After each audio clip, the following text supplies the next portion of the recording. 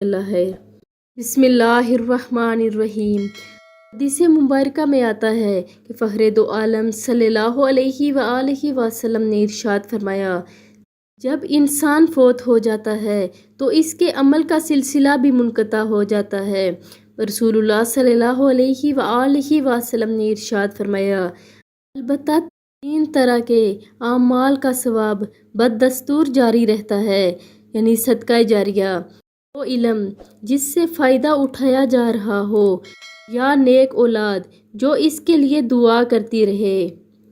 مرنے کے بعد ہر چیز کا انسان سے سلسلہ منقطع ہو جاتا ہے، صرف 2 چیزوں کا ثواب باقی رہتا ہے۔